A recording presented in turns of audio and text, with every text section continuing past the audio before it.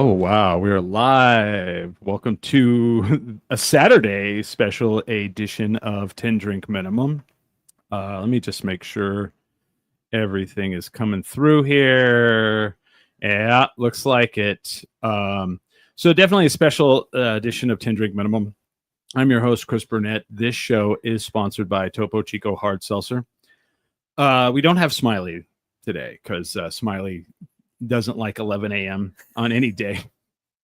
So I wanted to preface everything before I get into who's with me in the studio. We have a very special guest. So when I was a little boy, a lot of times when kids are growing up, their parents are like, hey, I want you to be a doctor, a lawyer, an athlete, whatever. My mom wanted me to be a politician. She would tell me this all the time. She was like, you would be a great politician. You would do really good. And I think that it suits you. And that's what I think you should do. So my entire life, I rebelled against such notion. And when I started this show 19 years ago, one of the only things I was like not into doing was politics. Didn't want to do it. There's thousands and thousands of media outlets out there that cover politics. There's dozens in this city alone that cover politics. But one thing for sure is you can ignore politics as long as you can till it's at your doorstep. And ladies and gentlemen, it's at our doorstep. It's here. We're there. And I can't ignore it any longer. There's things that are going on that can't keep going on. And so I wanted to throw my hat. I mean, not for politics. I'm not running for office. Do not think that's happening whatsoever. But I wanted to talk to the people who are running for office. So without further ado, we have mayoral candidate Mayling Armijo live in the studio with us. Chris, good morning. Yes. I know it's early. I'm sorry. No, this is your fault, though. You're like, Actually, it's Jackie's fault who's there with us. But welcome to the show. Thank you. That intro was kind of, out there. But I mean, I wasn't expecting it. But talking to you in the limited time we've talked, I feel like you're also kind of that person that you may or may not have wanted to be a politician either. But it's here. Sometimes you don't have a choice, right? In this sense, that's what I felt like. Yeah, I didn't feel like I had that there was a choice. And what's interesting is my mother always wanted, my tiger mother wanted a doctor and an engineer and all those things. Right. And luckily I had 5 siblings and one of them did something along those lines. Oh, good. So that was okay. So I had siblings to shed that responsibility too. Yeah. All right. So then you're the disappointment? Maybe. No, I'm kidding. I'm kidding. Some sense of the word, I'm sure. No. So tell us about your Mayling Armijo. Where are you from? I'm from Albuquerque, New Mexico. Do you hear that? She's from here. Yes. So I was born here. My father was born here, raised here, and his father, and so we've been here for generations. My mother is from Taiwan. Okay. He met her during the Vietnam War, and he was done with his tour, was stationed in Taiwan when we still had bases out there, and they got married, and she came and lived with him in New Mexico for a little bit. That's pretty cool. So you're born and raised. So I was born here. I was born here, raised here mostly, but my father got back into the military during most of my formative years. Vietnam wasn't enough. No, he's like, oh, I got to go back. And so, but then did come back as soon as, and so I went to UNM, graduated from UNM, and it's been here ever since. So here, gone away, here, came back, been here for 30 years straight now. Oh, so, yeah. So you're a citizen of Albuquerque. Citizen of Albuquerque, yes. Right. I mean, that's the thing is like, I say those because like, it's one of those things where, we're as people from New Mexico, we're hesitant towards outsiders, I think, as a whole. You know what I mean? No, absolutely. Yeah. Yeah. And that's kind of like part of, our charm. Like we're like, you when you meet someone and you go, were you born here? They go, yeah. You go, oh, okay. And your mouth goes up a little bit and you're like, oh, okay, cool. And then if you see someone with the Zia and then they're like, well, I wasn't born here, but I've been here like 10 years. You're like, you know what I mean? Well, when I first came back to Albuquerque to go to UNM, the question I would always get is, what high school did you go to? Oh, yeah. And I was like, well, I didn't graduate from high school in Albuquerque. I actually went to 3 different high schools because of my father's job in the military. Right. And so then I would say, but I was born here, and then they were okay. Yes. and it's a weird thing like that, right? Where people have to like suss you out. They're like kind of like okay, because I didn't go to high school here. I grew up in New Mexico, so I'm from Eastern New Mexico. Okay. I moved here 18 years ago, and so people are always like, well, were you born here? Were you born in Albuquerque? I'm like, no, I'm from Eastern New Mexico. Oh, where at? And like somebody recently, we kept saying Farmington, and I was like, I'm not from Farmington. I'm from Clovis. It's the other direction. Yeah. It's the other way around. And it's just this weird, like they suss you out. It's like, but I love that about it. I love that about New Mexico. Yeah. So my father was stationed in Clovis, so I lived there for a few years. Oh, I'm sorry. I was too little to remember. How old, and what age range are you? When I was in Clovis, it was my kindergarten. I went to the only Catholic school in Clovis. I forget the name of it. Sacred Heart Catholic School. Yes. See, I know. Yes. See too. But I don't rep that town. If I go back, no one even knows who I like. Barely some people know who I am. It's very weird because I also do the wrestling federation here, the Duke City Championship Wrestling, and we went back and I got to. It was not. We didn't record it for TV. It was just like a house show, they call it. Yeah. And so they let me be in one of. I don't wrestle, but I'm like, I do the commentary. Okay. But for that one, I got to be someone's manager. Yeah. And one of the high points of my life.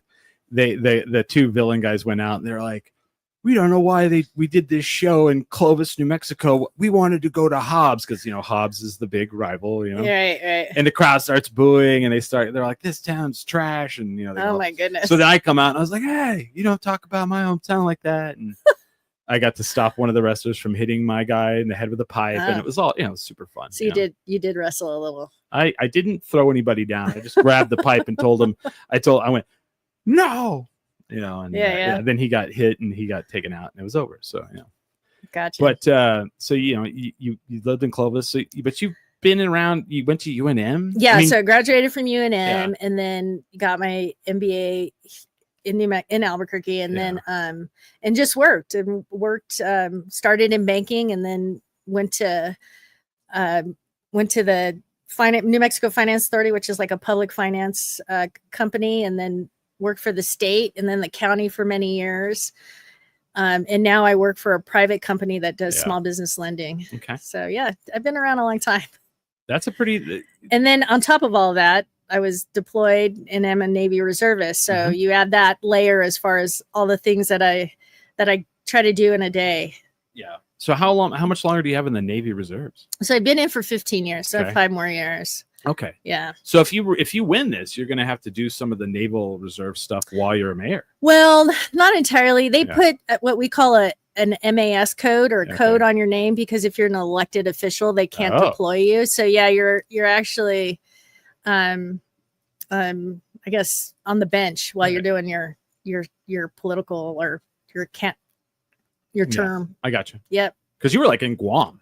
Yes. A couple weeks ago. Yes. Okay. Well, yeah. I have to ask about this. Okay. So I will tell you what I can. No. Trust me, I know exactly what you're talking about. We'll get into that after the podcast. Sure. So whenever I hear Guam, like people don't ever say it like in a good light.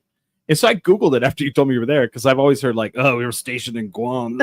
And I Google it and I'm like, Guam looks amazing. It is. It's a beautiful island. Beautiful. Like beaches. Like who's upset there by the beach? I have no idea. I don't. So like, what's wrong with Guam? Like, the people hate it. Well, I think it's so remote, but it's got all the amenities. You're not, it's one of, as far as deployments go, it's one of the nicest locations I've been to. I think there's not a lot there. So it's more oriented to families. Oh, okay. And if you're a young person who likes to hike and do outdoor stuff, that's absolutely the location. Cause I mean, I found myself when I did have free time, I was either at the beach or trying to do a hike, and they have some beautiful hikes there. Yeah. Waterfalls. It's almost like a small version of Hawaii. Okay. Yeah. Yeah. I was like literally looking at it. I was like, wow, it looks like Hawaii. Yeah. But much further and harder to get to. Yeah. So it's a hard flight. The jet lag on that was rough. Oh, I bet. Yeah. It's pretty terrible. So you're in the Naval Reserves. So you're definitely like, on the side of like veterans and whatnot. Absolutely. Yes. Yeah. See, my father was a veteran. So Vietnam War, all that stuff. So yeah. So it's a big deal. So so you went to UNM, Naval Reserves, and then you do small business loans, banking. Right now, yes. Yeah. Yeah, that's pretty awesome. So I like everything you're saying, like, because like when you look at an elected official, you want leadership. You want somebody who's going to be a friend to the small business, and then someone who's like from your neighborhood, right? Sure. Yeah. And I mean, you probably get a lot of cred because you went to UNM, right? Yeah, I hope so. Yeah. I mean, Lobos, right? Yeah, absolutely. Everyone's a Lobo. So what made you decide to do this? Because it's crazy. Is it not? Is it more than? Is it not? Okay, hold on. Has it been more than you thought so far? It has been. Okay. Yeah. As soon as we announced, it's been more than I thought. We were sitting most weekends. Yeah. My family and I are together, and so, not anymore. Most weekends we're hanging out, and I think I remember the day it was actually my turn to host, and so we were at my house, and we were talking about who's going to run for mayor, and we're still far out from the election, but people were asking like, who's is the current administration's term is almost up, who's going to do it. And then I had already been talking to some friends about the idea of it, and so I said it to my family, and they were just 100%. Every single one of them was like, let's do this. You absolutely have to do this. Hey, let's do this. And by us, we mean you. Yeah, exactly. And so I think what really made the decision was my two sisters and I were talking, and both my sisters have children, very young children that live in Albuquerque. Okay. And the idea is what are we as the current generation doing to make Albuquerque better for the younger generation coming up? Right. So what are we leaving our kids? And so we're like, if we in the thought process, we said nobody has, even currently, or who have ran in the past, have my experience, my passion, and my level of results that I've gotten done just in the different things that I've done in my life. And so they said, we got to do this. We're all in. And they have been. Right. The whole family's been super supportive. And then what's great is my father's family's been here for years. And so like cousins and aunts and uncles, and everybody's just coming out of the woodwork and helping. So that has been really encouraging and important to see, and has been super helpful. And then you get the other side of things where it's like, there's no way it's not going to happen. Like you don't have, they talk about name ID and all the things on why, and you get a lot of that. And you get a lot of opinions and advice and all the things. And then once you announce and you're the candidate, and then things shift there as well. And now we're in the signatory phase of things, and we're trying to get the signatures and do all the things. And so those present its challenges, but we just continue to work through them, and everybody's just been incredibly supportive and helpful. Well, and you say like that when you talked about people saying it's impossible, drives me to a quote by Margaret Mead that says, never doubt that a small group of thoughtful, committed citizens can change the world. Indeed, it's the only thing that ever has. And I always hate when people look at the odds and something that's insurmountable, and they're like, well, it can't be done. You can't do it. 4 Minute Mile, whatever. I look at my friends from Dry Heat Comedy. When my friend Sarah moved here, she's a comedian, moved back here. She's from here. Laughs had been gone for 20 years. Right. And everybody's like, there can't be a comedy club here. It just can't sustain. Well, not only did they open a comedy club, they did it without alcohol, and they sustained it for 3.5 years. Wow. Yeah. And then 2 more came in after them, and they were money driven, money funded, and had alcohol. And then all of a sudden now we have 2. So as soon as people say, instead of saying no, it can't be done, they say, yes, we can, let's do it. And then show people, then all of a sudden it's like, oh, well, we can do this. Right. So when people tell you that it's insurmountable, I mean, right. When Obama ran, people said there's no way that guy's going to win. Yeah. That's true. And I remember when he, my parents were very like Hillary, and I was like, okay, I get it, and I'm like, do we want, the Clintons again? And then I heard someone's like, Obama's going to be in Santa Fe, and I drove up there, and there were so many people. I think they could hold 2,000, and there was 8,000. Yeah, I was in that line. I couldn't get in. Yeah, and so we were outside. Yeah, you and I, we were outside, and he came out and he spoke to us. I remember. Yeah, and I was probably like 15 feet away from him. Oh wow! And I go back and I call my mom, and I'm like, yeah, he's the guy. This is the guy. Yeah, I remember that. Dude. Yeah, this is the guy. Yep. And I'm sorry, this is it, man. He's got it. Yeah. He's the one. And I mean, he definitely when he, after he left office, there are a few, as anyone, a few things that he could have done better. But overall, like in my life, I'm like, Absolutely. So when people tell you this can't be done, that's because they don't think they can do it. Yeah. So, probably very true. The what they don't know is that just drives me to want to do it more. And so I'm like, okay, all right, well, let's go. Let's show you how it's going to get done. Yes. I agree. And so far, what's been the largest challenge you've had? I think it's really getting the name idea out. The biggest challenge is, life happens. Yes. We announced, the Navy called me up and said, hey, we need you to be out in Guam for a couple of months. And so not being here, being able to focus on the campaign has been the biggest challenge. And though people have been helping, and it's been incredibly great to see all of these things go on, even in my absence, it still made a difference, I think, in the trajectory of where we could be today. Right. But it is what it is. I had to do what I had to do. We'll get where we need to be. Right. But those are kind of the things that just life happens and it throws at you, and you just got to pivot and adjust. And that's what we're doing. And so we're here. Well, I would hope that that's how you would take the job of mayor. You're like, it's not what we wanted, but now we're going to pivot. Now we're going to adjust, and we're going to make it work for us. Yeah, absolutely. And at the end of the day, we'll get the results that we want. Yeah. And we just keep working. Right. We just work every day. Yeah, absolutely. So when you first started, like, okay, so I'm going to preface this. I voted for Keller both times. First time I voted for him because I, like everyone else, thought, oh, cool, this guy's one of us, as they projected to us all, because that's what that's what happens. The image is projected. Again, I've been around politics my whole life. I've met most of the governors of the state. Some of them would come over to my house when I was a kid.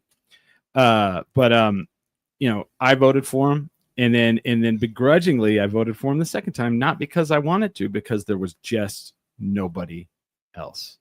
There was no choice. Like they literally left us no choice. And it was like, do I want the guy who I feel like, and this is my opinion, the guy I feel like doesn't do anything, or do I want the two guys that seem like they could make it worse? Brody. You know what I mean? But so now you throw your hat in the ring, and I see it, and I'm like, okay, awesome. Here's somebody who is different. Here's somebody who sees things not only different from the current administration, because you are a different person than sees things differently than me. Being a person of color, being a woman, being all these different things. And so I'm like, okay, I'm my attention. You have my attention. And then I hit you up. And then the things you've said so far, I'm like, okay, here we go. We're on the right path. So what kind of things do you think, what are the problems of living in Albuquerque? I think we have so much potential as a city. We always had this. If you talk to the business community or any community, everybody talks about our potential. The question, I think the challenge that we have is harnessing it and constructing a reality where we achieve our potential. Okay. And that, I think, is the hardest right part of living here. And there is accountability and culpability on both sides. If you want to say it's a political side, it could be both sides. Mm-hmm. You could be so many things that you could say, well, it's this or it's that. My thought process is let's understand that we need to take accountability for whatever has happened, focus on the problems, and harness our potential. Because if we don't, it will just continue to erode. Yeah. And that, I think, is where people are really struggling. So even as we're out today, and this is why my attire is, we are out in the sun today trying to collect signatures and talking to voters. A lot of them will just say Albuquerque can be better. Mm-hmm. And in some cases, a lot of them say we were better. And in my mind, I was like, we have to achieve our potential, which is, yeah, we were maybe better than we are now, but we have not achieved our potential. And that's what I want. That's what I want for the city. Yeah. And I hear what you're saying. I understand that. It's like, the dog's like, she's trying to like say hi. She's like, do I like you? I think I like you. I feel like, to me, our two biggest issues right now are crime and shelterless, homelessness, whatever word you want to put on it. In the last 2 months, someone was murdered right over here, one street over here. And then someone was crashed into my neighbor's right out here on the street that you guys pulled in. I had to ask the cops to move because a car crashed into the wall because someone had shot him and killed him, and he crashed into the wall. I'm assuming he ran from wherever they shot him and he died while driving. But that was all within a month and a half, the last month and a half. And this is not a neighborhood like I don't live like where everybody's like there's just bullets flying. And so when I say it's at the doorstep, it's at the doorstep. It's here. It really is. Yeah. When you call the police because someone is on the roof of your house, and these are not hypotheticals, these are things that have happened to me, and it's a 2-hour and 45-minute wait. And if you don't keep them on the phone, they will not show up. Those are problems that we have. And the text messages that you get from the police where it says, sorry, we're running late. Sorry, you're running late. Okay, there's a guy on the roof of my house asking me to go outside to see if he has a weapon. It should not be a thing. These are all issues that, like, okay, I feel like the people of Albuquerque are comfortable sitting on a barbed wire fence. And what I mean by that is we are so used to it being so bad that we're like, it's Albuquerque. Of course it's like that. Oh yeah, someone got shot? Albuquerque. And then we go to other cities and we talk to people and they're like, are you serious? Like that's your, like I remember telling someone that they're like, I heard it's really bad there. I was like, nah, not at all. And they were like, do you know someone who's been shot? And I was like, yeah. And they're like, that sounds bad. You know what I mean? So these are the things I see. And I mean, you may agree or disagree, but I feel like as Albuquerqueans, we shouldn't be complacent that things happen like that. Right. Well, and we shouldn't be using phrases like that's Albuquerque. Mm-hmm. But we do. And we do. And those are things that erode our potential. Right. And so in crime and homelessness are big issues. And crime is my number one priority. As far as focusing on things that need to change within the political construct at City Hall. I mean, there's just so many things that need to change, and all of the things that just between the DWI scandal and having you got to that before I did. I know. And the National Guard, like calling in the National Guard and then saying they're going to be wearing polos, but they're on the side of the street in their uniform. And was like, what's going on here? It makes message, right? Yeah. It's what is the messaging? What are you trying? Because if you're sending messages to voters, or are you sending messages to sorry about that. Are you sending messages to voters? Are you trying to send messages to criminals? Because my thought process was the voters aren't the problem, it's the criminal. No, exactly. Like, what do you mean we're the problem? You know, it's like, are we still live? Make sure we're still live here. Oh no, we are. Okay. It is one of those things where it's like, I keep seeing, like, there was the you brought it up, the scandal with the DUI. Like, number one, that's been like one of the biggest problems in Albuquerque since I moved here is DUIs. And the only thing that I ever saw that helped it was Lyft and Uber coming in, and they tried to stop that from coming in. They tried to, like, actually put that down until literally it was shown that, like, it actually slows down DUIs. And then now we find out that not only, you know, all right. So one of the big problems, I think, like, people are like, hey, how come we don't have the traffic stops like we used to? And I'm like, because we don't have DUIs like we used to. So they don't get that grant money from the federal government. So therefore they can't pay overtime and they can't be out, you know, doing all the checkup stops. And people are like, oh, I didn't realize that's how it works. I'm like, everything is money driven, whether you think it is or not. It is. And, you know, anytime they say it's for your safety, always be, you know, because we used to have the red light cameras, right? Mm-hmm. And then people were like mad about that. And they're like, but it's for all of your safety. Well, then when it cost too much, they got rid of it. And so then I guess it wasn't for our safety anymore. Yeah, right. You know? Yeah, I remember, I think it was under the Berry administration, they'd put it up, or no, it was prior to him. I don't, but I do remember that it went to the voters. Right. For the red light cameras, and they voted it down.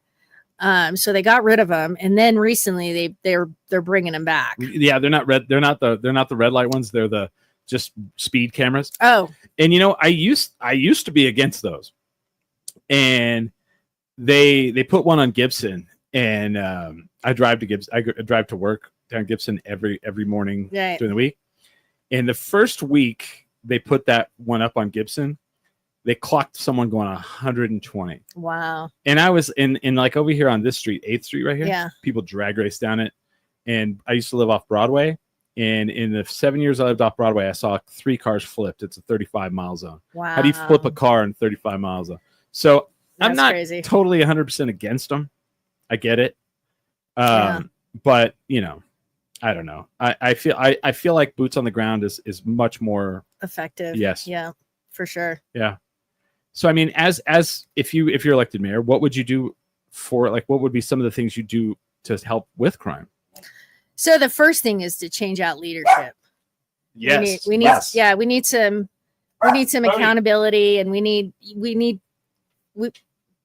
needs to be some changes just within the leadership of APD. Because I don't know that there's been, I do know that leadership has not been held accountable for what's going on. No. I mean, we had all these scandals come out, all these different things. Well, did you see the hit and run by the cops the other day? There's 2 cops in a hit and run. No, I did not hear about that one. They're supposed to stop a hit and run, and they do a hit and run? Oh, no, I wasn't aware of that one. So sorry, keep going. Yeah. So, you know, we have to, again, with the scandal. So we need a change in leadership. We've got to get to the point where we bring public trust back to APD. And then we have a police shortage. We really, you know, you want boots on the ground, but we just have to have enough boots to do that. And so we've got to look at how they're recruiting, what we need to do to improve that, and again, pivot if we need to, or what is going on, what's working, what's not working, and look across the country on what different communities are doing to make it work. You know, just additional ideas and things where, you know, on recruitment is like, let's focus at military and veteran segments.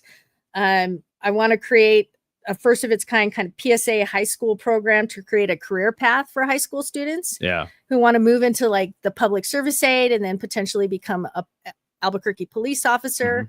So we need to kind of think about, other than just hiring X, Y, and Z off the street, like what are we doing to build somebody from some other police that got fired? Right. What are we doing to build that career? You know, they have these STEM programs to work with kids to become engineers and go into science.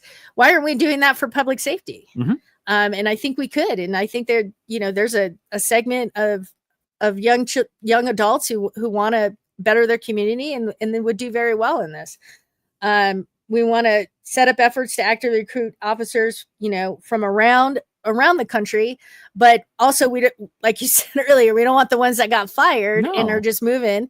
We've got to have a good vetting system. And we want the best of the best, because working in Albuquerque and being part of Albuquerque Police Department is something to be proud of. Right. Yeah. And like you said, we need to improve our current call system. Oh my Lord. I'm not sure what's going on there. Like let's see, I think we said there was like an estimated, just some research we did, is like an estimated 75% of calls of service did not require the assistance of police officer.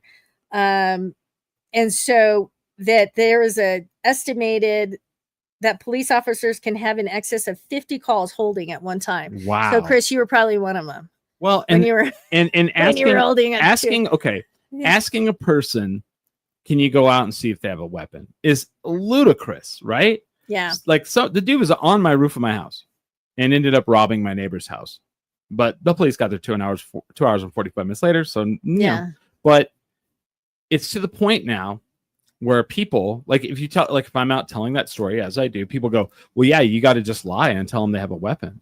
And I'm like, but that's awful. That's a terrible, like, philosophy that, well, we have to lie to the police so they can come. Like, oh, wow. Yeah. Yeah, that blows my mind. Yeah. And so, I mean, those are just, there's much more on the website. I don't know how detailed you want me to get, but there's a lot of different things that we can learn from different communities. Right. We don't have to reinvent the wheel. I'm not saying I'm the idea person that's going to do it, but what I am is I'm somebody who can implement and get the results. No, I don't know. I'm not always the smartest one in the room, but I'm also the one that gets it done in the room. Right. So. What I like, okay. You have a couple things I really like. Number one, when you're talking about, working for, like, what I call our number one big issue is crime, auto theft, violent crime. You didn't like go into it and say, well, we need more police. You said we need people who want to go into public safety, because that is how it should be looked at. Not, do you want to be a cop? You want to arrest people? You want to, because like so I've had many situations. Here's where I look at it. If you deal with the police in 1 year more than once, your city's got some issues. So in the last year, I've done it like 4 or 5 times just living here. I had to call the police because there was an individual across the street harming themselves in the park. Right. Wow. And that time they did have something in their hand and they were smashing it into the pole. They were punching the pole as hard as they could punch the pole. And I was like, they're going to shatter their fists, and there was definitely some issues. Well, 6 police officers showed up brandishing shotguns. Don't know why. That part of it, I was not, and then just walked past the individual, but which is good because I'm glad they didn't, kill the individual. But then the one thing that they did do that I was like, yes, there was a sheriff's deputy and a social worker that showed up. Mm-hmm. And I knew the social worker. So, I ended up speaking with him more than I did with anybody. But like, I understand the show of force and what all that stuff sometimes is needed, but we also need that show of compassion and empathy. And, because people need compassion and empathy as much as they need aggression and, violence or whatever, and if we meet things always with aggression and violence, then that's what's going to be there, So I like that you said that. That was really great. What was the other thing? Man, I got so into that. I got too into that. Sorry. I'll think of it, but yeah. But that's pretty cool. Oh, like the other thing too is you said, hey, I may not be the smartest person in the room, but I get things done. Hey, we don't need the smartest person in the room. You know, if you're and always like, I love this quote. If you're the smartest person in the room, you need to get a better room. You know, yeah, that's a truth.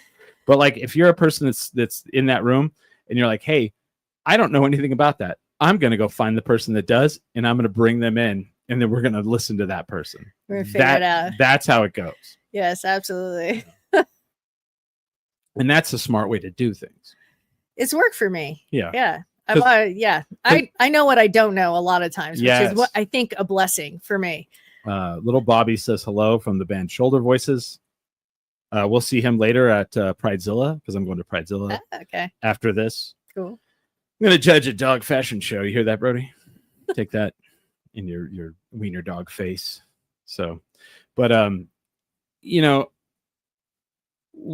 a city, like I love the potential thing. I feel like we do have a lot of potential. My problem is like anytime someone in power says, "Don't you want progress?" Usually it's not good, especially if you're poor. Sure. And the thing I love about Albuquerque is we have a rich culture. We are very proud of what little we do have. And one of the things I feel like, especially the current administration, their goal is not only to make as much money off of this city as they possibly can, but to do that in the wake of killing the art and culture of this city. And I can get more into that if you'd like. I have the 70-something page plan that the city has for downtown that I don't like. So I'm wondering how you feel about the future and the progress of this city. So let me ask you this, and I promise I'll answer your question. Yeah. So when you think progress, are you thinking construction, big buildings? Is that kind of what you're leaning towards? Or? When somebody sent me the 74-page plan that's been worked on since 2002 and revised like about every 10 years, they want to turn downtown Albuquerque into a theme park like atmosphere. That was the wording. Oh, wow. They would like to get rid of, and one of the reasons that they want to get rid of knockouts, they make it seem like. And I'm no way, shape, or form advocating that I agree with what knockouts business practices are, but in the guise of this is an unsafe place, we want to get rid of it in order to get rid of it so investors aren't scared away. Because in that, like, so knockouts, they tried to get rid of it through a health department, they tried to get rid of it through the fire department. These are things I've heard. And then the kid shot the guy in there, and then all of a sudden they went, "Aha, you messed up, we got you." Oh, wow. And knockouts went, "No, you don't," and is fighting it. But in the 70-something page plan is a thing that says no zoning will be allowed for any adult entertainment. Well, if that goes into effect, knockouts is there, they're grandfathered in. Right. And, REI or Target won't come in because they don't want to be next to, the knockouts strip club, Yeah.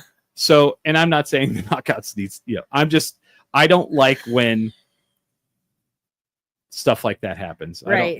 I don't like when the big money is trying to water down and cultivate off of art and culture and the neighborhoods we live in. Right.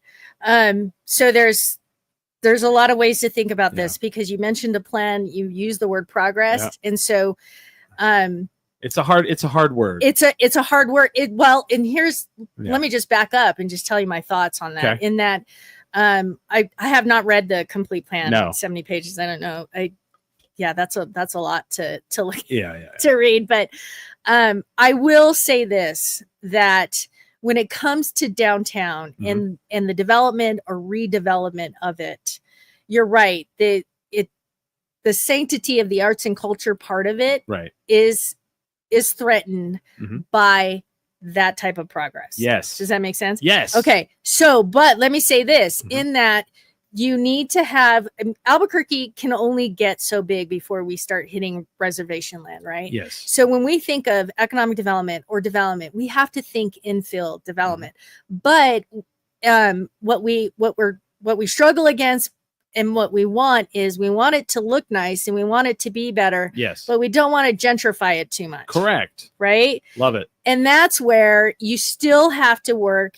And you might not agree with this. You still have to work with the development community and with the communities to come together with that plan. And what not having read it, what I'm hearing is that I don't know that the community had a lot to say in that plan. Right. It sounds more like the development community Correct. was like, hey, this is what we need to bring a Target and REI in. Yeah. So this is what I need you to do. And I'm just using those examples. Right. No, I understand. And you're saying this is what we need you to do that. But what Knockouts doesn't prevent is a small business going in, REI-like company, right, or a small grocery store or anything. They don't care about Knockouts. No. Because when they're operating, Knockouts is closed. Correct. So it's not a thing. And so what I'm hearing is that there's not a bridge between the development community and the community. I'll tell you, absolutely, that's exactly what it is. Yeah. And when I said the Target and the REI, because in the plan it says they want to bring in a retail urban hub. Okay. And a retail urban hub to me would that all the other businesses that are around it bleed off of, and that would be to me like a Target or something that brings people from the Heights or whatever too. But okay, I'll tell you that you're right, because I'm friends with a lot of the people who own establishments downtown. Right. And one of them that owns multiple venues agrees with me. Mm-hmm. And someone who owns 1, 2, 3, 4, 5, 6 businesses downtown is leery and afraid of what the city is going to do. So you're telling me that you weren't involved in that? You own 6 businesses downtown. So that's a red flag for me. Yeah. Yeah. Sure. Yeah. And it's a red flag for me, because it's like, it's like you want to change the face of what this community. And when I say community, I live downtown. You guys see where I live. This is my community. These are my friends. My friends live here. Yeah. The people who come down and work down here, those are my friends. You want to change the face of what that looks like without talking to them, then that tells me that you don't want them involved. Right. Yeah. And do I think that downtown has dilapidated buildings? Yes. And people go, well, what they should do is allow small businesses to move in there. And I'm like, those buildings are so dilapidated that there's no way a mom and pop could go in there and gut it out and pay for it all to be fixed and then make any kind of profit later. The city would have to do that for them. Because I've been in some of those buildings. The old Alibi building is really bad. Right. Really bad. And some of them are vacant. Yeah. They're owned by out-of-state owners and they're vacant. Mm-hmm. And they have no incentive to put a business in there. No. Because it's a tax write-off. Yes. So. Correct. Yeah. And I've watched the city try to fight that. And with the nuisance abatement with the homeless, they're like, if the homeless are in front of your place, we'll send you we'll start fining you every day. And it's like, okay. They're trying to like build a case that they're a nuisance. And I get that. But like the Gizmo building is being taken over by Sherry. What is her name? She had the Sanitaria Tortilla Factory, and and she turned that into a whole gallery space. Okay. And she was traded the Gizmo building. Now, thank God, Sherry is handy and can build a house. She's in there gutting that whole place out. Wow. And they're gonna move all art spaces into that. And those are the kind of things that I feel could turn downtown for the better. More art spaces, more, like if there are places where people want to go that are positive and not necessarily Uncle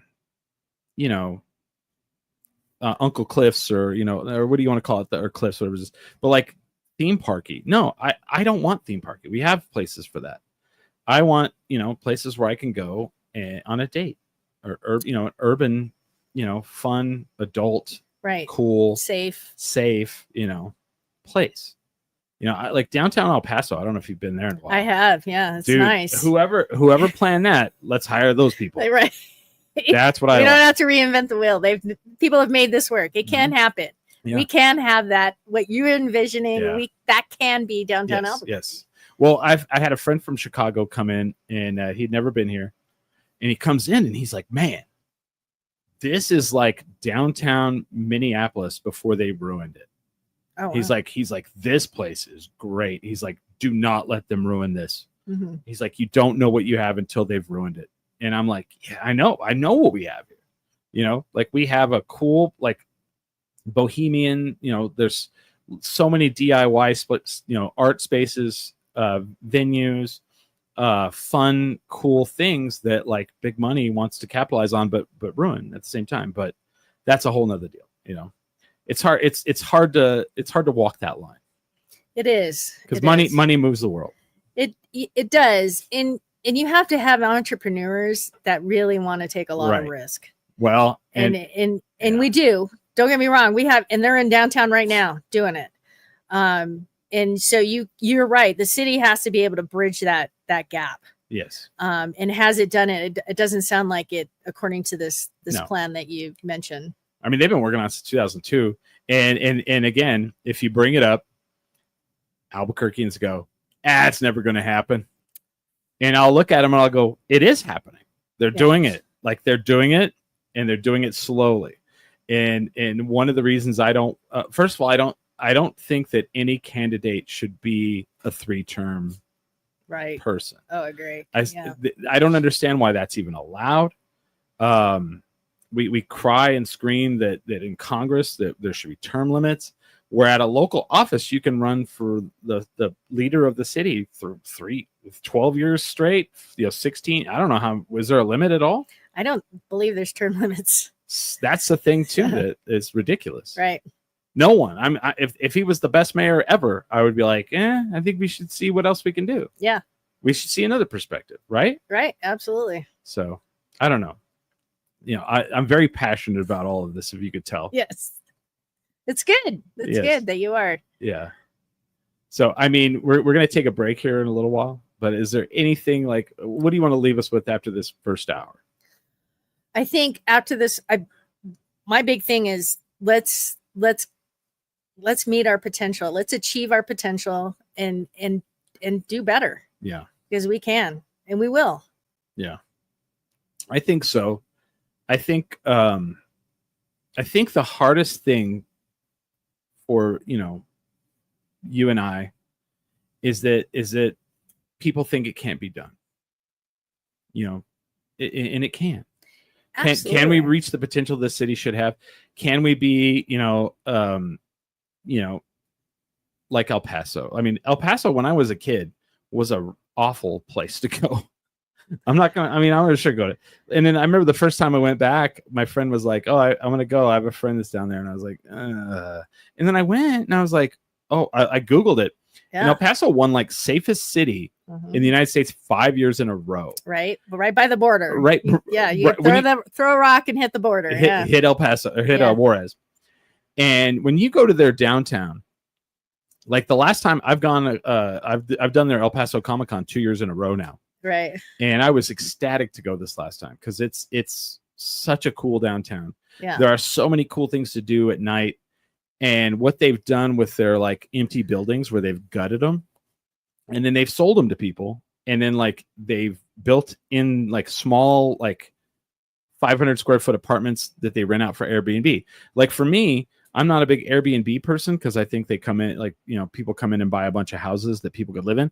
But if you were to take like a building that's like dilapidated and done, but the structure's good and like build little apartments inside and just rent those out for people to, you know, for $90 a night to stay, which El Paso has done.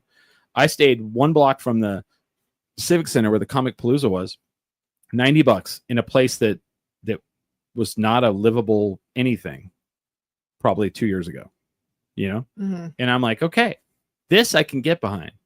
And then there's like clubs and bars and restaurants and all kinds of cool, fun, hideaway things that like you turn a corner and you're like, oh, wow, a tiki bar, you know, love it. And I think that all can be done.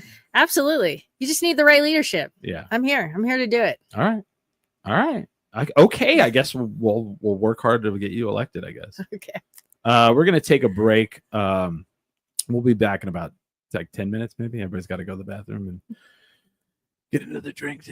I'm drinking, definitely. But, you know, because this all it's a stressful, it's a stressful world we live in. But I want to thank Mayling Armijo. Can they go online and sign up for you to be on the ballot? Yes. Yeah. If you go to the website, there's a yellow button. Click on it. It'll take you to the petition sign up. Yeah. And when is it? June 21st? First, yes. So yeah, go sign that petition so she can get on the ballot. In my opinion, the more people running, the better. I mean, that way we can find out who's going to be the best candidate, right?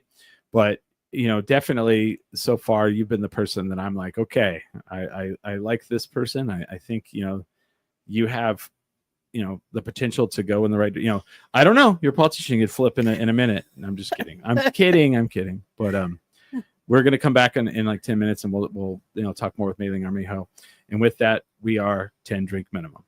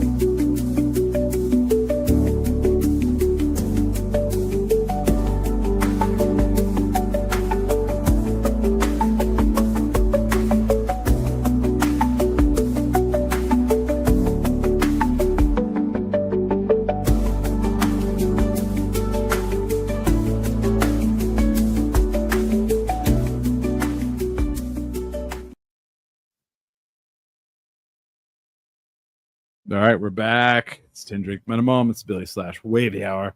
I'm your host, Chris Burnett. This show is sponsored by the Topo Chico Seltzer. I always love when people go, really? It really is? Like, yes, I am a professional. Believe me. And Smiley's not here today because it's the morning and he doesn't get up.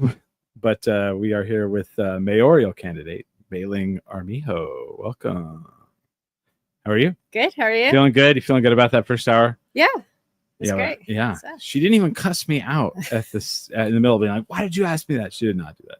So yeah, so far so good. So far so good. So let's get into a little more of things. Oh gosh, here we go.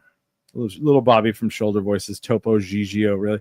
Little Bobby, what do you want? What are your like fears for the city that you want to address with Mayling Armijo? What are you looking forward to, or in the next election, or what do you want out of a candidate? That's what I have a question for Little Bobby for. Little Bobby is the lead singer of a band called Shoulder Voices. You know the band. They're playing later at Pridezilla, which I will also be at Tractor Brewing, Wells Park. So definitely come out, say hello. I think Smiley and I are going to podcast from there a little later today. So cool. Yeah, but because we're all over the place, and we're very LGBTQ friendly on this show. We're allies, so to speak. Speaking of that, like nationally, we the world is definitely, I hate to say scarier, but it is. And like the thing that's really amazing, like I was talking about this yesterday, after the election, the national election in last November, one of the positives you could take out of it was our state was blue. Like definitely blue. But as Albuquerque, like what do you look for? Like, how would you be helpful to the LGBTQ community? Like, what kind of things do you feel need to happen or need to keep going? I think for me, the biggest thing is homelessness. Yeah. In that when you look at the numbers, especially in teen homelessness, 40% are LGBTQ. Right. And that's scary. Yeah. So it's and I don't know, and I haven't found anything where we specifically address such a large percentage. Right. And why don't we? So for me, that's the big thing when it comes to LGBTQ issues and concerns. And then like you pointed out, we don't have a lot of the laws and certain things that other states are trying to pass to limit the rights of the LGBTQ or women as well. Right. Just the basic rights of women in addition to that. So it's comforting. We live in like you said, a blue state, but also very scary that our brothers and sisters in the community are facing a scarier time wherever they may be living, if not in New Mexico. Right. Well, it's interesting to me because, it was not brought to my attention. I mean, was it in my mind? Yes. But it was brought to the forefront of my mind when, so I do a thing once a month called Almost AAA Cabaret, where I go and I sit in me and this chair go to the Box Theater downtown. You move this chair? I do. It's really not heavy. Okay. It's not heavy at all. Okay. I mean, I want to say maybe it's like 40 pounds. Okay. Yeah. Okay. It's very stage friendly. Like like stage proppy. Okay. Like it's not comfortable at all. Oh, okay. But like it's one of those things that could be moved. It's like literally like if they had to pick it up and run it off stage, it could be done. Okay. Yeah. But anyway, the chair goes. I don't get to sit in it at the cabaret. I sit on the side, but like it's very it's like The Voice, where I'm like, I thought that your dancing was great. Singing, I'd like to see you get a little bit better. You get a B. That's what I do. Yeah, right. I get to judge people and tell them that they suck, Sure. And it's hosted by a drag queen named Alma. And my thing is like, I grew up in this ultra conservative part of New Mexico, and homophobia and racism were a part of life. and it didn't always feel comfortable to me, even though that like I would be in the minority if I was the one who spoke out against it.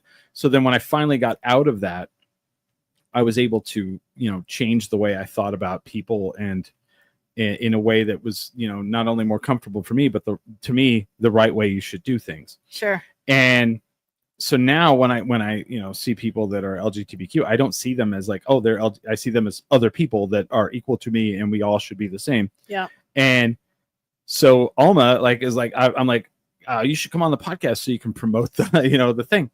And so Alma came on, and then Alma like really enjoyed being on and was like, hey, can Vanessa come on? And Vanessa's a drag queen that runs drag brunch at Electric Playhouse. Oh, okay. And I've yet to go, but I really want to, because Electric Playhouse is amazing, and throwing drag brunch in the middle of that, sounds like a match made in heaven. So they both came on, and then I don't think anything of like them being on, other than they are talented people, and that's why I had them on the show. Sure. And so then Alma's like, yeah, I'm performing at the social club. So I go to the social club, and I'm sitting in like we walk in and we pay, and like I'm old and I'm tired, and I'm like, well, I don't want to stand up. I'll go pay and get us the table that's left. And and they're like, it's in the front. Are you sure? And I'm like, I am absolutely fine with this. Because in their thing is like, it's it's a drag show. They're gonna go up to everybody who's in the front. Yeah. And you'll be involved. And the whole first half, nothing. Wow. Nothing. And then in the second half, they right away come out and they're like, we have a celebrity in the crowd. And I was like, it's gonna be me. I know it is. And they call me out, and I stand up, and I'm thinking like they're gonna like just point out who I am. No, they thank me for promoting and being an ally to the community. And like all of a sudden I'm like was very overcome, because that is very important. Mm-hmm. And I'm like, oh, and they're like, and then they were like, thank you for being an ally in these scary times. Mm-hmm. And then all of a sudden I was like, okay, you are right. This is scary times. This is, like, I don't want to say it's civil rights of the 60s, but I think could be there. I mean, yeah. And I mean, it is. Yeah. So like for our state in our city, this is as important as it gets to me. Sure. Absolutely. And I feel as if we need to collaborate and come together like we did in the 60s. Yes. And it's going to take those numbers and that type of impression that we need to have. And so we're so stuck in what's frustrating is like, what's good and bad is social media helps get the messaging out, but really it's the numbers. Mm-hmm. It's you physically being there that sends the louder message. It does. And until we need to do that. We need those numbers to come back together and be like, hey, here's what we gained, but then we lost. Right. And overnight, like first marriage was legal. It happened. It finally happened. And then now it's scary because now it might be taken away and we don't know. So we went from in a matter of years or worse, to be honest. Yeah. Or worse. You think like at the minimum, they could take away like gay marriage. Sure. Gay and lesbian marriage. Like they could at the minimum, I mean, it's weird. Like we have these shows, Handmaid's Tale, things like that. And you're like, that's that's Hollywood. And in ways it is, and in ways it's not. It's scary. It is. And and if we don't acknowledge how scary that is and own up to it and be like, this is not okay. Right. We've got to, and this is what the desired end result needs to be, and we don't work towards that, we're just going to continue to be scared. And we've got to flip the script and be like, no, this isn't okay. And we're going to do this, and we're going to do it together. Right. And I feel like those of us who don't have the fear, well, first of all, here's the thing. And I'm not talking to you, I'm talking to these people out here. Just because you don't have fear about what could happen to you now doesn't mean they won't come for you next. That's a fact that's happened throughout history. They're like, oh, well, it's not us. they're going after them. Well, it's easy to be okay with it until they are coming after you. So, it's really easy to do that. It's really easy to stand on the side and not say anything because you're not the one they're going after, right? Right. And it's man, it's 2025. Why are we doing this, man? Why are we here again, man? I don't know. But that's why we do things like this, so that people can hear and they can see and they can go, oh, wait a minute. Yeah, I mean, we have to stay vigilant. That's what this has taught me, is that we can't ever get comfortable. No, we have to stay vigilant. Right. Yeah. Constantly. So, as someone who for mayor, I mean, I feel like you would be LGBTQ friendly. Is that right? Yeah. Yes. All right. Yes, absolutely. Yeah, you're not going to be throwing people in camps. No. All right. No. But what if someone comes here and they want to throw people in camps? I'll do it. Yeah. Not gonna happen. Not if I can help it. Right. They'll probably throw me in the camp then too. Yeah. So, because I won't do what they want. No. And like, who was it? Was it a mayor of Chicago, or somebody from Chicago was like, when they were talking about going into the cities and cleaning, and sending with the ice and all that, and the mayor said, you're not going to come into my city. Mm-hmm. You have to go through me. And I'm like, these are the people we need. I feel like we've taken a step back as a country about 25, 50 years. Mm-hmm. And the only way that we can get back, it's really weird. The way I was on stage at the Kiva Auditorium with 3 of the actors from Lord of the Rings. Oh, wow. Sean Astin, Elijah Wood, and whatever. Sean Astin went back to school and got his master's in like civics, some sort of like political science. And he's like, recently, he's very avid, like, and he was like, with what's going on in our country right now, the only way we're going to fix it is through state and local government.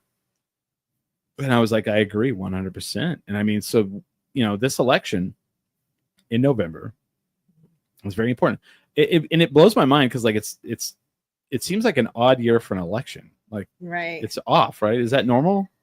The mayoral election's always been off from like the federal, and then even our governor election is not in line with the federal elections. I don't know why they do that. I'm not sure the thought process behind it, but yeah, but they have done this for some time. Yes. It is weird, right? Yeah, I agree. Yeah. Because it's already hard to get people out to vote, and then just why spread it out? Like which is the dumbest shit to me. Like the biggest difference you can make in the world is to go out for like 30 minutes, because there's no election that happens in the state of New Mexico that's hard. You know what I mean?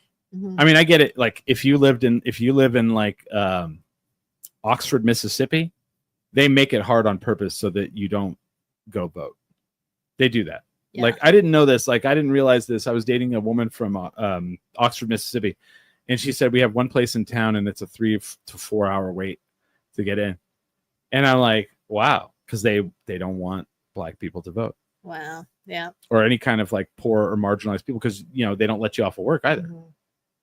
So who's going to go vote? Rich white people. So yeah. So here in New Mexico, we have no excuse whatsoever. Right. We make it very easy. Make it very easy. Yeah. And the people are like, I didn't do it. Like, yeah. Well, especially in Bernalillo County. I mean, Linda Stover did a great job of doing like the mobile voting. Yeah. Just all the different voting sites and everything, and which we continue to enjoy today. But yeah, you're right. There's no excuse not to vote here. So no. And we do early voting, so you can avoid the lines on election day. You do absentee, so you don't even have to come in and see people. You can do Yes. Yes. And we don't even care. We're not going to go like, I don't believe your absentee vote. We don't. We don't get into that here. So no. But I feel like this is probably like, and I know this is always said, but like for the city of Albuquerque, this could be one of the most pivotal like votes mayoral elections we've had in a long time. Because I mean, we are at that point. We are at that point where, we have, a decent sized population. We have a lot of people moving into our city that they want to change it to what they want it to be, and not not what we as locals want it to be. That's the other thing I wanted to ask you about.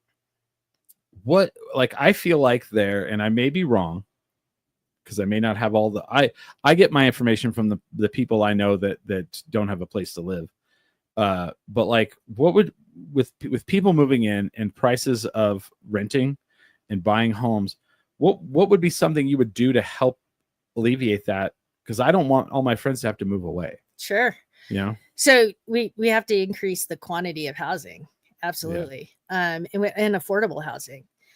And we've done it. We did it when I was working at the county. Yeah. And there's ways to structure it so that private investors come in and build it and make affordable units. Right. And so we need to saturate the market with affordable housing. And I always say that when you house your workers, the economy will follow. It will grow. And so that a lot of people are like, well, we need to do things with the current home, the landlords and things. I was like, what we need to do is build enough so that prices go down. Right. So people can afford to do it. And it's just kind of the economics of it, but we need to do it thoughtfully. And we need, we want to do it. We want to plan it correctly, because we want the community to be part of that and part of the conversation. But we do need a ton more affordable housing, and you'll hear that from any city. Yeah, right. That's not an it's not an Albuquerque only thing. The amount of people that are flooding out of the state of California is an alarming rate. Yes, and the thing too is like, even when you talk to young individuals just graduating from college, maybe they're going to be teachers or whatever the case may be, one of the biggest expenses is housing. Right. And so if you can't make it affordable for them to live, just using a teacher salary as an example. Well, people think they'll never own a home. Right. Ever. And you can't build wealth. No. Because you're putting all your money into just keeping a roof over your head. Right. And the whole purpose of us is to do better, make it better, but improve our lifestyle. And we can't do it if it's too expensive. Right. Well, the other problem, so there's that. That's I feel like your solution's a long-term solution.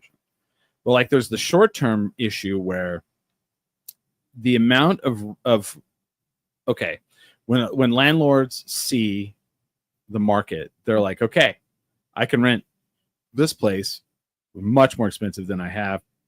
I had a friend, his rent was $1,000 a month. Mm-hmm. And then he got to the end of his contract and okay, we're going to do a new contract. Yours is now $1,600 a month. Dang. That's a 60% increase. I don't think that should be allowed. But I mean, and the other thing too is you have a lot of people who are coming into our state and they're seeing the potential of our city, which should tell everyone we're on the up and up. They're like, I'm from out of state. I'm going to buy all these places and I'm going to rent them out, or I'm going to Airbnb them. I've had 3 friends where they were like, yeah, your lease is up, and next month your place is gonna become an Airbnb. You got to move out, and that's terrible. Yeah, I mean, how do you fix that? I wouldn't want to tell somebody what to do with their home. Mm-hmm. If they want to Airbnb it or rent it, they should have those choices. Right. But on the same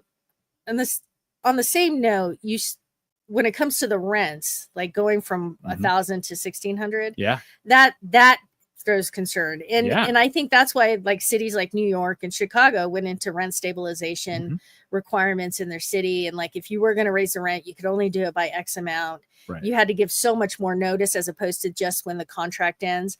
Those are things I think we could implement as far as trying to control. I use that word loosely, but try to influence how rents are charged so that people can still be able to live, but also give the homeowner some flexibility. Right. and so, yeah, that's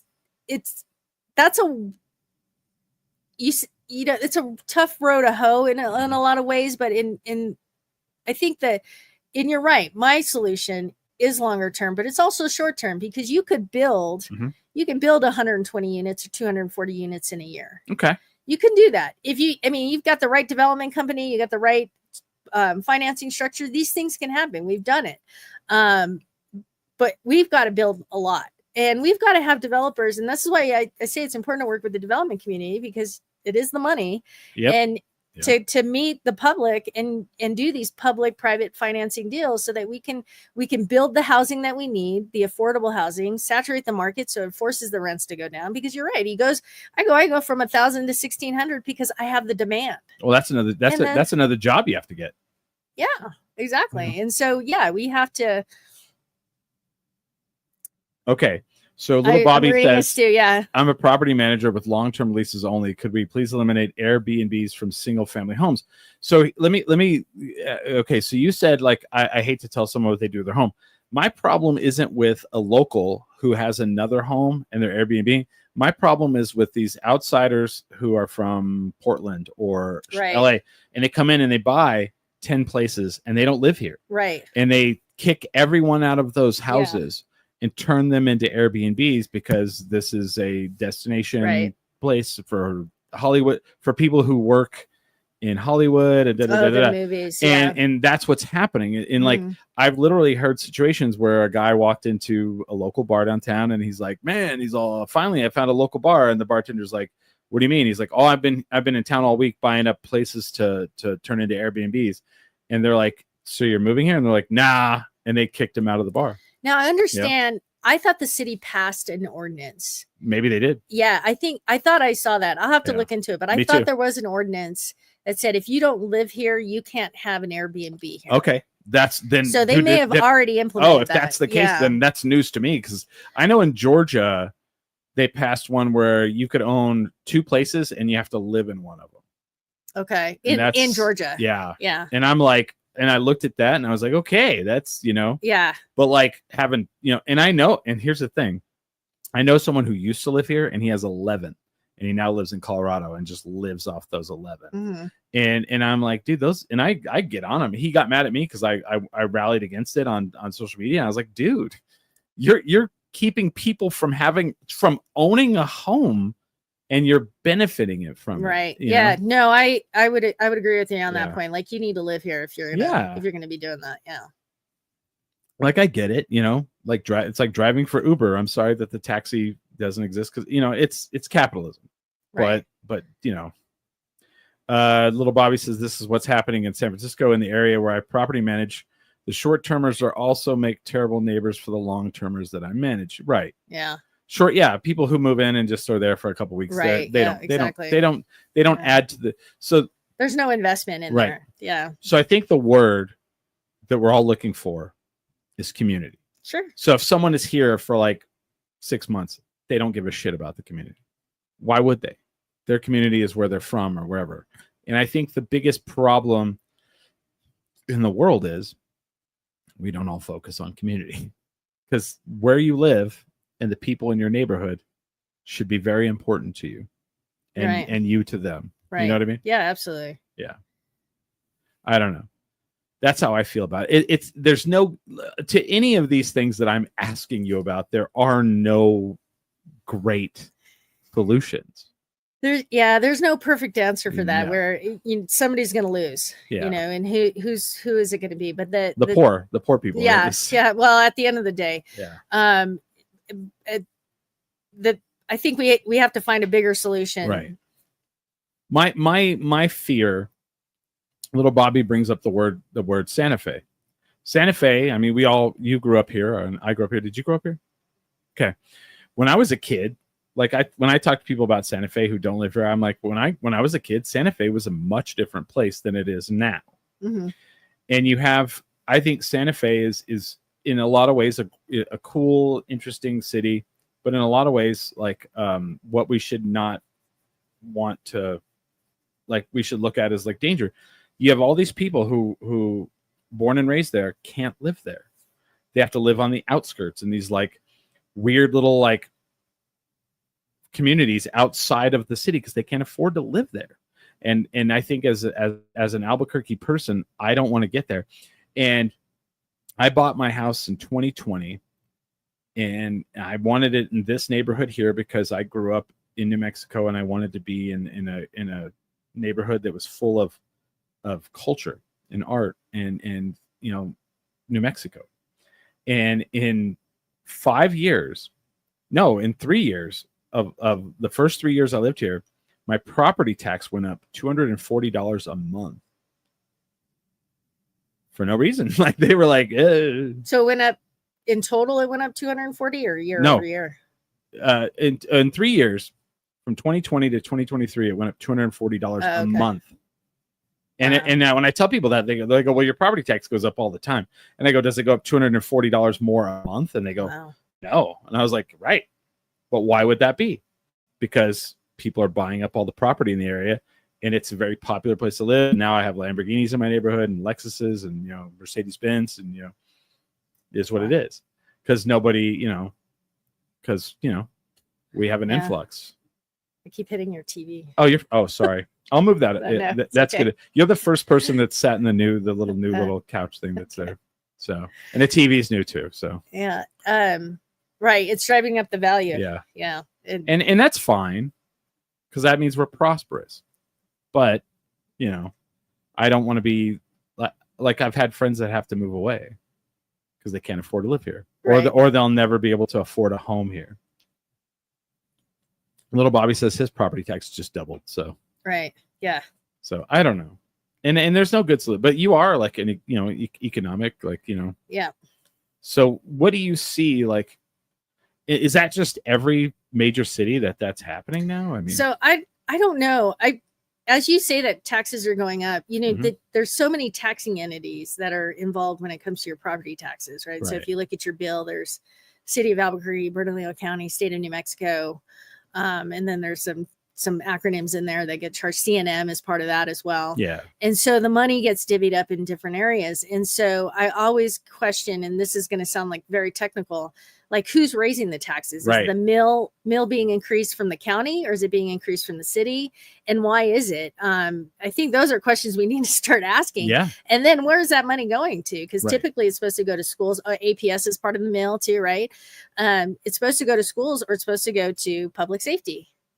And so where's that money going to, and how's it being set? And then why are your taxes going up if you're standing on the roof for 2.5 hours? Well, no, if there's a dude on my roof for 2 hours and 45 minutes and the cops aren't coming. Right. So what is it? Yeah. I mean, now I want to research this. Yeah. I don't have an answer to that. I really don't. I just, I'm more curious than anything. Everybody's like, I told you, I was like, it's at my door. Here we go. Yeah.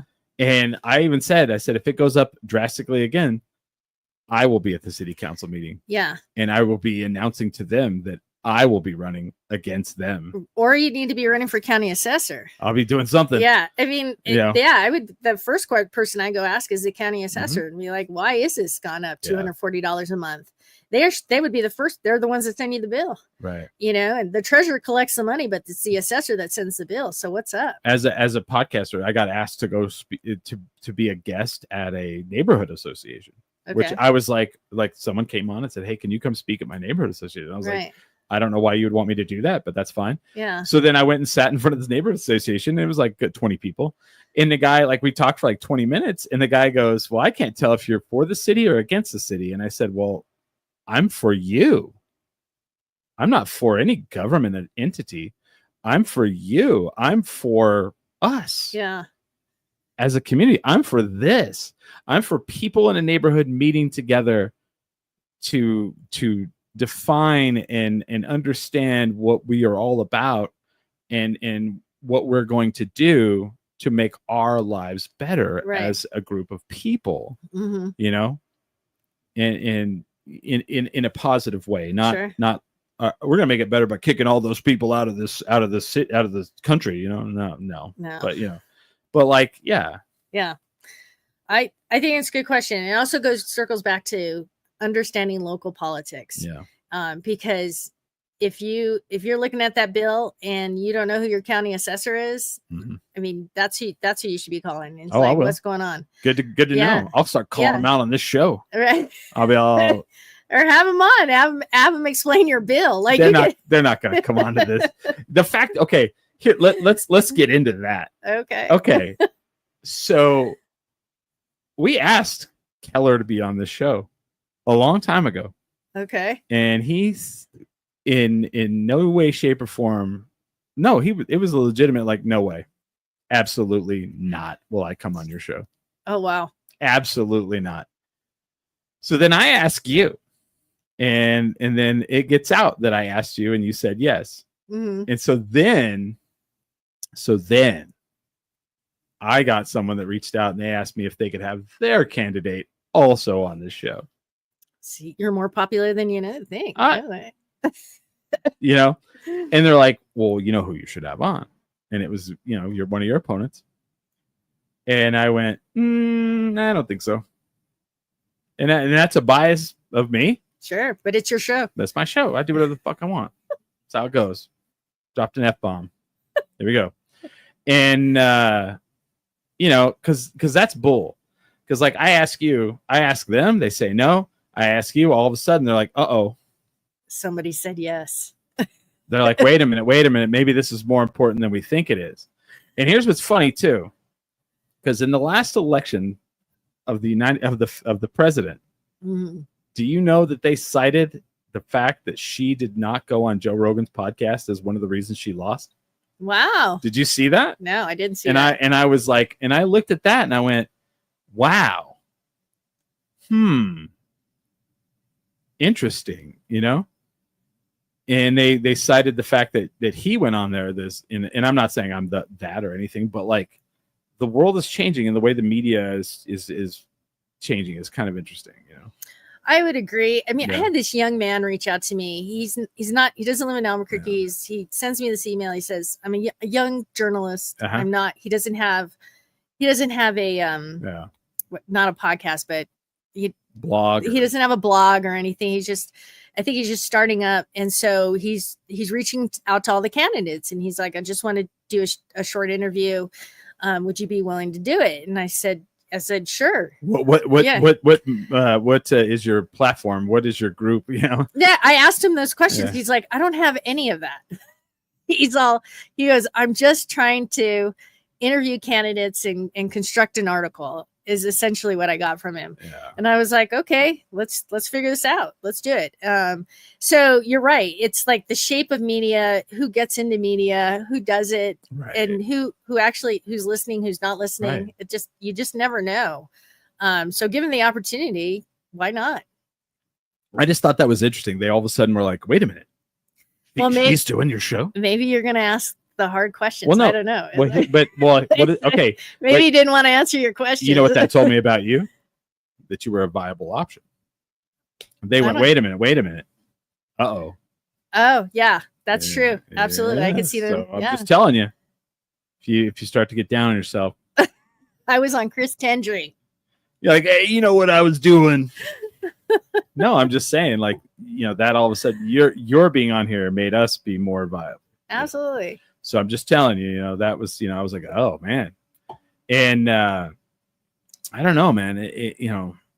It's one of those things where I feel like too many people complain and they don't pay attention. It's like they complain, but they do nothing about it. And it's hard. And it's easy to feel disconnected as a citizen. And it's easy to be like, well, what can you do? Yeah. And I'm like, there's a lot of things you can do. Right. Well, what's interesting is we have a link on my website. You can choose to volunteer or donate or do these things. And so what I've tried to do is, as people have donated or signed up to volunteer in whatever capacity, I'll call them. I call them myself. Oh, wow. And I'm like, hey, thanks for signing up. She calls you at like 3 a.m. It's cool. Well, don't worry about it. So, and I think some people are like, is that really her? Yeah. It's most of the time they ignore my call because they probably think it's spam. Oh, yeah. And I call from a legitimate phone number on purpose.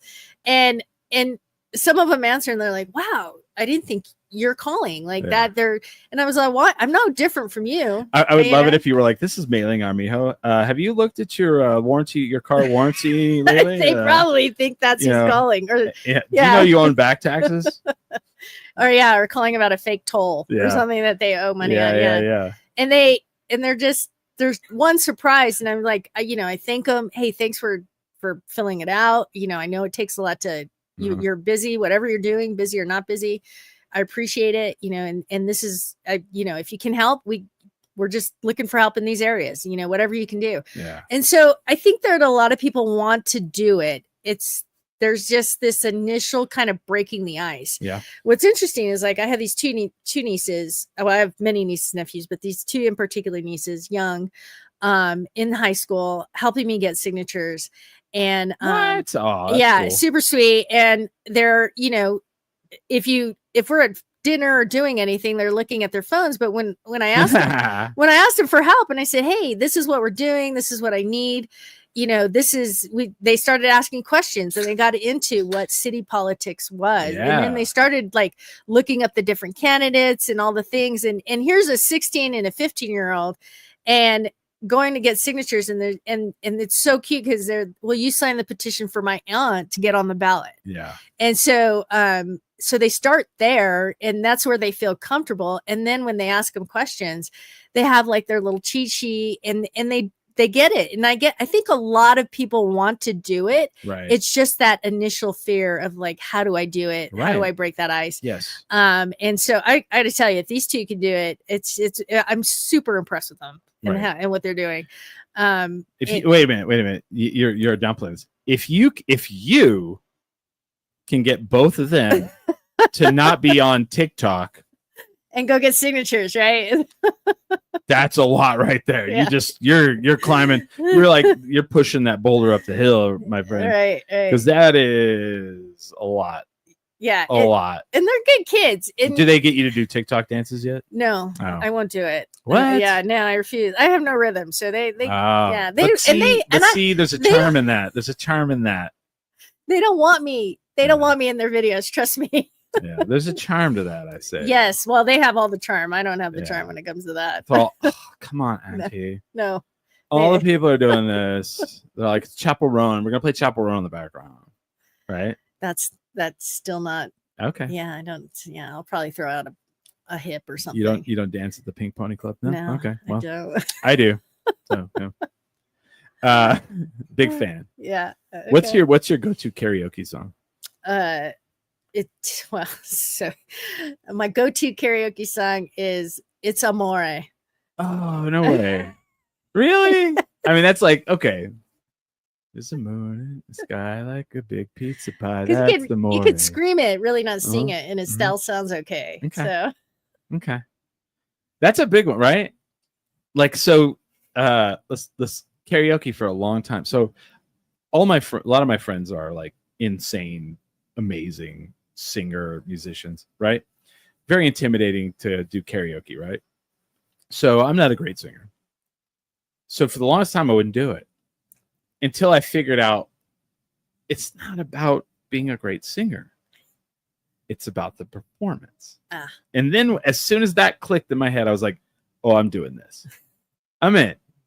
And I'll get up there, and it's like all about like moving around and like, being a part. So Amore, I get it. Do you move around the stage? Do you do a lot of fun? I do the hand gestures. Yes. I try to get the crowd involved. Like, sing it with me. Let's go. So, and it's usually after a few drinks too. So it's not. All right. What's your drink of choice? Beer. Ooh. Definitely. Yeah. Beer drink. What? Oof. What? Which brewery? She's so many. There's so many. You can name which ones you like. What's your wait, hold on before you do that. What kind of beer? So I'm an amber. I like an amber or a good red. Got it. Yeah. Oh, red. Yeah. Red. Yes. Okay. What's your favorite red? So Marble Red is good. Yes. And are you talking about Marble Brewing that's going to be on this podcast in the next, I think it's next month. Okay. Because, they have new ownership, right? Yes. Yeah. I heard my good friend, Bert Boyce and Jarrett are coming on this show. Nice. And they're going to bring Marble back to the prestige that it should be at. It's good as long as they don't get rid of that red. I have it's probably over here behind this chair. Yeah. I have a original marble red tap handle. Oh, okay. Yeah. See, there you go. When they got rid of the original, remember those white ones with the red ball or whatever on top? Yes. I have one of those. Yeah. Yep. They sold them for $20, and I was like, I'm getting that. Yes. So red. So you say marble. Okay. Yes. Okay. The amber at Canteen is good. That's good. The amber that's off of Lomas, that brewery. Gravity Bound. High and dry. High and dry. High and dry. Okay. Yeah, they make a really good amber. Yeah. I'm almost thinking about buying a house next to that. Wait a minute. If you win mayor, you're not going to move over to the country club area? No. Like the past people? No. Oh, okay. All right. Well, fair enough. I can't afford that country club, and so. Well, once you're the mayor, you can. No. Apparently. Well, I don't know how he affords that, but. It's called being heavy metal. Oh, is it? Oh, okay. And then there's another. Ex Novo makes a good amber. Yeah. They do. I like their Pearl Haggard. Okay, that's a good one too. No. And then La Cumbre makes a great Oktoberfest. So like as we get into fall, the Oktoberfest. And then Rio Bravo makes an excellent Marzen. I probably sound like all right. You're a politician right now. You're just naming all of them. You're just like, we can talk beer all day. Let's do it. Yeah. So they make a good Marzen. They also have a good amber as well. Yeah. I think for my money, the best beer in the city is there's a pub ale at Sidetrack Brewing. Okay. And every so often, they make it with Earl Grey tea, and they call it the Duke of Earl. And it's unbeatable. What? I have to try this. Unbeatable. I don't know. I have to try it. See, Jackie, who's off camera right now, agrees with me. I don't know, Jackie. It is stunningly amazing. And they'll only do like a cask of it every so often now. And now that Dan and Ann are selling it or sold it, I don't know if it's gonna happen ever again. I'm like, no, Dan. So I'm gonna hit up Dan. Be all, Dan, you better make me that beer. Yeah. Or I'll come to your house and sit outside. Because I'm one of those guys. But our beer scene, that's the question. How are you going to bring prominence back to our beer scene? I'm just kidding. I feel like the beer scene's doing really well. It's nationally, it's down. Oh, okay. Alcohol is down nationally. But these, like, what is it called? Like the non-alcoholic industry is on its way up. Yeah. Which could be a good thing.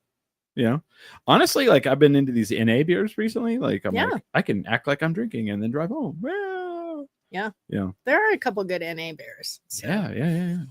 So I'm like into that. Excuse me. Yeah. It's okay. But see, the beer thing, I like, I mean, that's our city, right? Yeah. Here's what cracked me up. I go down to El Paso Comic-Con and all that shit, and I'm like at a place and then I'm all, do you have your menu? And they hand me the menu and they're like, Bud Light, Coors Light, la la la. Then they're like foreign. It's like Heineken, la la la. Then it says local, and all the local beers are Ex Novo, Santa Fe Brewing, and Marble. And I'm like, local to who? Like you're in El Paso. That's not local to you. Yeah. Well, what amazes me is when I go to different cities and I look for the breweries, I'll travel and just try to go to one of the local breweries and just try it. And then same thing, I'll go to a restaurant and look for a local beer just to support that brewery. And it's usually beer from different states. Yeah. It blows my mind. So I think we're doing great in that sense that we have plenty of options, but there are some states and cities that are still struggling. So with that, let's get into food. Okay. Let's talk food here. All right. It's my first favorite subject. Red or green? Christmas. Yeah. But I prefer red at breakfast. There we go. Yeah. See, now okay. Yeah. But breakfast, I do love green. Breakfast burrito. Red. It's got red. I know, but where? So Rio Grande on 2nd Street, Beef Jerky Company. Yeah. That's a big burrito though. It's good. It's so good. It's yes. Good. So that burrito I'll do sometimes green. Yeah. and delicious. Oh my gosh, good. so good, right? So good, yeah. Right? It's a New Mexico beef jerky company. Yes. On Second Street. Yes. No, it's no I lie. want to make sure I said the name right. It's no lie. It's no lie. Like, it's really interesting to me. Like, what do you think of Stripes? Stripes it's not horrible. No. It's not. I mean, did you know that that's like the same people that owned like what's the ones who did the Breaking Bad Pollo Hermanos Twisters. Oh, is it? Oh, yeah, okay. yeah. They sold Twisters and then like opened that. I was like, okay. My dad's a big fan of them. I like them. I didn't want to. Right. And their chicken sandwich is amazing. I'll have to try the chicken sandwich. And they have chicken strips that are amazing. All right. Now I'm hungry. Golden Pride. Which number? Number 8. Okay. I always love that. Like it was funny because I had some friends visiting and we were talking about like New Mexico staples. Yeah. And I was like, everyone has a Golden Pride number, and all of a sudden the bartender goes, number 8. Yeah. And I was like, and they look at me, they're like, what are you? I'm like, I'm a number 9 and 2 carne burritos. One for after I ate the burrito and one for the fridge for later. Yes. Yeah. And my friend Ming, he's from the TV show Comic Book Man. When he comes into Albuquerque, he will leave the airport and go right to the Frontier. Oh, yes. And like, I tell people, they're like, oh, the Frontier's overrated. I was like, yeah, because you live here. Yeah. But if you don't live here, it's a very good introduction into our food. Yeah. The Navy sent me away to Africa for a year. And gosh. I came back. I landed, and my dad was like, where do you want to eat? And I saw, and he lives on Girard and Lomas. So that Frontier off of Lomas is right by his house. And I was like, let's just go to Frontier. Oh, you mean Golden Pride? Oh, sorry, Golden Pride, right? And so I was like, let's just go to Golden Pride. And he's like, no, let's. Because there's only one Frontier. The rest are all Golden Pride. Right. So he's like, let's go. No, let's just go to Frontier. We'll sit down. And I said, okay, we'll go. And I think I ordered 3 or 4 things off the meal. Yeah. And I had, my gut was just like. Did you do a cinnamon roll? Yes. You have to, right? And it's stupid. As much as it hurt me, physically, because butter and me don't get along, I still did it. It's the dumbest. Like when I go with people who've never been, I'm like, order what you want. I'll order what I want. And then we're going to get a cinnamon roll to share. Yeah. And they're like, and then they eat it and they're like, oh my God. I'm like, I know, it's dumb. It's just sugar and butter. That's all it is, but it's so with good. a little dough. It's some dough in it. Yeah. God, it's so good. It's so dumb. What is your Mexican food place? So I like Casino Azul on 12th. Everybody keeps saying that. Have you not been there? I have. Oh, you're not a fan? It's homogenized to me. It seems. Okay. I don't know. Like to me, like I told somebody, I said, when you order Mexican food, it should all come and it should look like one thing on a plate, just different colors. Like the plate, you know what I mean? Yeah. Like the plate is all like, I don't know. It's fine. It's all not. Right. Well, there's Padillas on Girard. That's pretty good. That's kind of been a family staple. All right. Forever. All right. Yeah. See, I like that. Family staples. Yeah. All right. Yay or nay, El Modelo? El Modelo. Do you know what El Modelo is? Yes, that's in the South Valley, right? No, I know. I just can't remember the last time I ate there because it's been so long. She's rich. She's not poor. No, it's a bit of a drive to get there, but to me it's like I'll have 2 number 1s and they're like, that'll be $22 and it's like food for 3 days. Yeah. That's for sure. Like it is a lot of food. And you do get your money's worth. It's good hangover food. Okay. Not that I'm saying you've ever been hungover in your life. Because I'm not aware. I'm not going to confirm or deny that. But they have tamale, yeah. But it's funny because like I got it from my mom and my mom was like, what is it? And like she was like, why is there so much food? I was like, I don't know. What I love about El Modelo's is the next day it's like a pile of congealed fat. Yes. And you're just like, oh, okay, let me just put this in the microwave and all will be well with the world. Yeah. So. Who has the best salsa? Oh, that's a tough one, but I would say I'm asking the hard-hitting questions, people. Sadie's. I would say Sadie's has the best salsa. I'm kind of tend to agree with that. It's super hot. And I love the salsa with a bite. At work, when people fly in from out of state, automatically we're going to Sadie's because we're going to watch them eat the food and we're like, well, and that's a good Mexican restaurant there too. Yeah, for sure. I was sad they closed the one in Eubank. Oh, that's right. They did. Yeah. Yes. But the problem I have with Sadie's is like, I'm going for lunch. I don't need 3 days worth of food for lunch. The lunch special should not be this big, like massive amounts of food. It's still, well, in Sadie's defense, they've been consistent. They've been serving the same portions. Yeah. No, I got and you. Even when prices increased, they didn't decrease portions. They kept the portions the same. No, I agree. They did good that way. No, like you're not kidding. Like if you get the lunch nachos by yourself, like it's almost like a food challenge. You know? Right? You have 30 minutes. Get it done. Good luck. You can do it, Chris. Try. It is one of those things, but like those are the things like, and I ask these things that I'm asking you right now seem like a little dumb to, no, they're important. This is our city. Yeah. These are our things that we don't want to lose. These are our culture. These are our, like, the breweries, the food, like when people move here and they go, I don't know, you guys don't have good food here. I'm like, are you out of your mind? Right. We were named one of the top 25 food cities in the world, which is understated. Yeah. Understated, What is your favorite place to eat that's not Mexican food? My favorite place to eat that's not Mexican. Yeah. So I like or New Mexican, sorry. There's the name escapes me, the restaurant on Louisiana in Manal. It's a locally owned Louisiana and Manal. I want to say Sunnyside.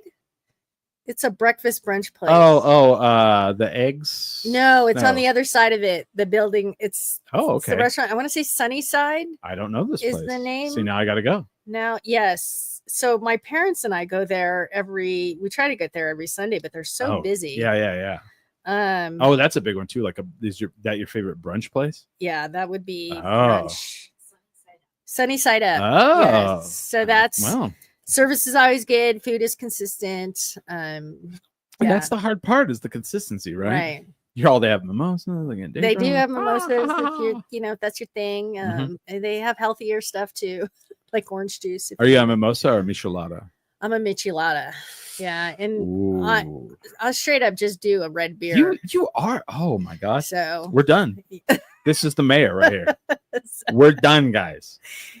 So yeah, I was in Virginia a little while ago, and I ordered a red beer, and the bartender knew exactly what. And my buddy was all, "What's that?" And I said, "Watch her," and she made it. And he's all, "I have one of those too." With Clamato? Yeah, or no? Clamato. You got it right. You have to have Clamato.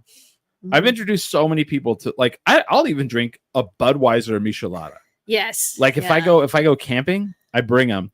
And I had a friend that was like, "What is that?" I was like, "It's for the morning." And they were like, "What do you mean in the morning?" I was like, "Oh, you'll see." And the next day we wake up and he's like ultra hungover. I was like, "Here, drink this." He's like, "I don't want to." And I was like, "Just do it." And he drinks it and he's like, "Wow. Yeah.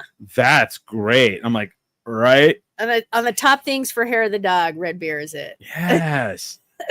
Telling you guys, done. Metal ain't got nothing to do with it, man. It's beer.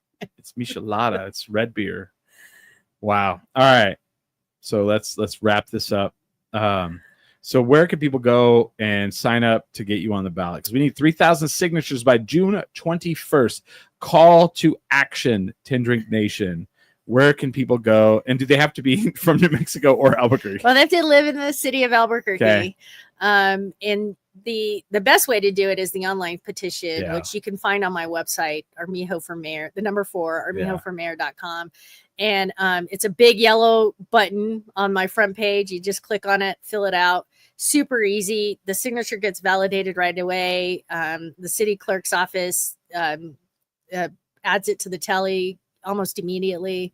So it works out great. But yeah, we definitely need some more signatures. So if you can help out, I appreciate it. Yeah. And at the end of the day, it's about giving people choices. Yes. The right choices. Yes. What's June 5th? Oh, so June 5th, we have a meet and greet at the canteen, and we have Albuquerque performing. Albuquerque. Okay. I say ABBA. They do. ABBA. Albuquerque. Okay, ABBA. The band, basically an ABBA tribute band. They're great. They're really great. Yeah. Nice. So yeah, if you want to come out and meet me, I'll be there. There is also other events I'll be at. So if you want to meet the candidate, just follow me on Instagram or Facebook or Threads or all the things, and you can see when all of that is happening, or it'll be on the website as well. Yeah. As the mayor of downtown Albuquerque, what do you need from me?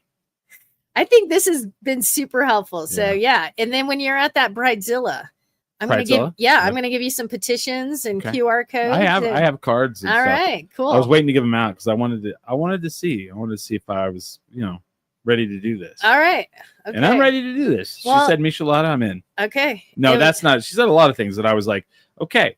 Because everybody's like, this has been, a lot of people are like, when's she going to be on? When's she going to be on?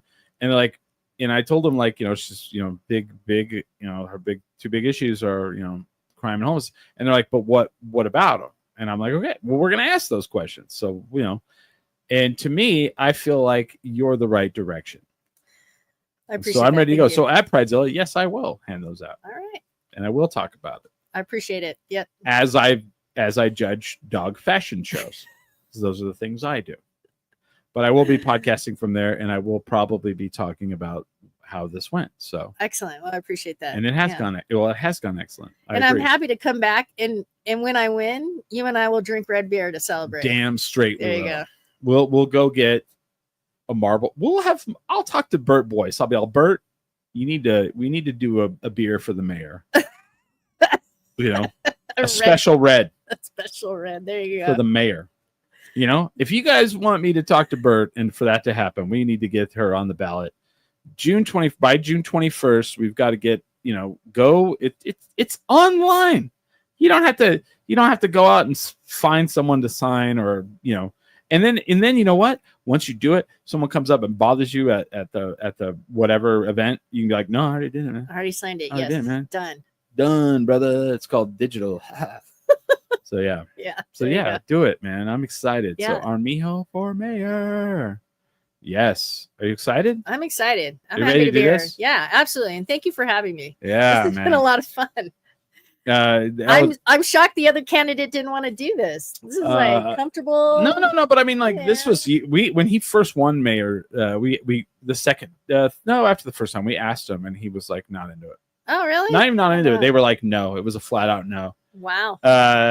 And yeah, they're asking, is there a primary for this election? No primary. Just the general. No. And then there's a runoff if there's not enough votes. You have to get 51% of the votes. Right. And with the number of candidates, I can't imagine that there won't be a runoff. Right. There wasn't last time because there wasn't enough people. Mm-hmm. Everybody's like, well, you voted for Keller. I was like, yeah, because it was like this guy or crap and the opposite direction. Yeah, I was like, no, I'm not going to do that. I'll at least vote for the one who's not going to destroy our city. Mm-hmm. So yeah, sadly, but I'm glad we have more options right now, and a lot of options. And no one needs to be a 3-term anything. I don't care. I don't care what they've done or not done, but I don't think that there's been enough done. And when someone goes, well, I voted for him because he's the metal, whatever.